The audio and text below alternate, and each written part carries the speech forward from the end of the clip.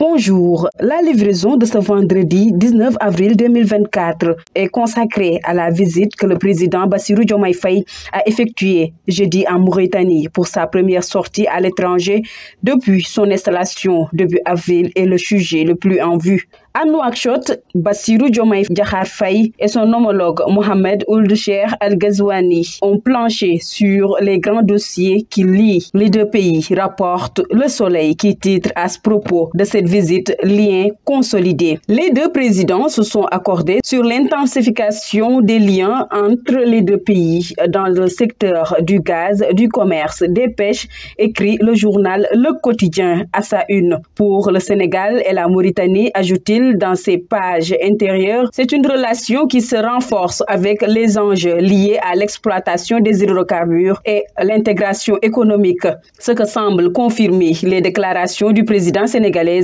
à son retour à Dakar jeudi en début de soirée. Au terme de cette visite de travail et d'amitié, nos entretiens empreintes de cordialité et marqués par un renforcement des liens historiques de bon voisinage, d'amitié fraternelle et de coopération confiante qui unissent nos deux pays, a déclaré Bassirou Diomaye Faye. Selon le quotidien Vox Populi, le président a aussi remercié son homologue Mohamed Ould Cheikh Al Ghazouani pour l'accueil chaleureux et toutes les marques d'attention dont il a fait l'objet lors de son déplacement en Mauritanie, où le tapis rouge lui a été déroulé selon l'AS. Le mandat estime que cette visite a des relents pétroliers, gaziers, mais aussi sécuritaires. Réumi Quotidien estime que Bassirou Diomaye Faye a réussi sa première sortie diplomatique. L'axe Dakar-Nouakchott s'en trouve fortifié, affirme le quotidien Yor. Des déplacements axés sur le pragmatisme et réalisme. Le président Bassirou Diomaye Faye prend son envol international, titre le quotidien Critique,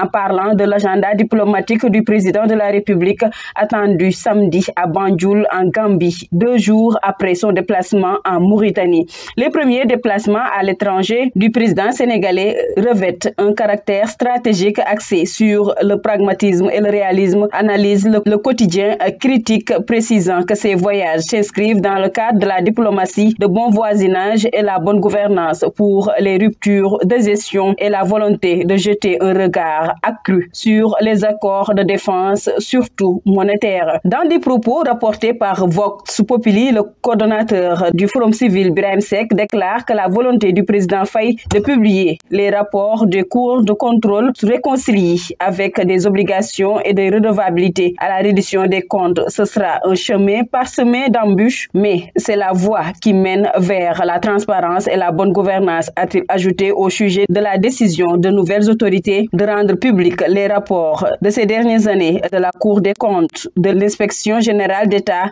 et de l'OFNAC, l'Office national de lutte contre la fraude et la corruption. Le quotidien Enquête semble d'une certaine manière rejoindre ces semblables et écrits sur les rapports à publier. La Cour des comptes et l'OFNAC, écrit-il, sont censés être indépendants et produisent des rapports publics alors que les rapports de l'IGE sont des outils de gestion mis à la disposition de l'État. Le quotidien Sud Quotidien affiche à sa une la gouvernance de fin de règne de Macky Sall, pointé plusieurs couacs de dernière minute, dont le décret élargissant le bénéfice des passeports diplomatiques. Le journal parle également de recrutement massif et antidaté dans les ministères, sans compter le contrat problématique de dessalement de l'eau de mer et l'octroi tendancieux de la concession de chantier naval chez Dakarnave. La fin de mandat de Macky Sall est lourde de couacs ou scandales poussant le président Bassirou Diomaye Faye à prendre des mesures presque conservatoires, conclut le quotidien Critique. C'était tout pour votre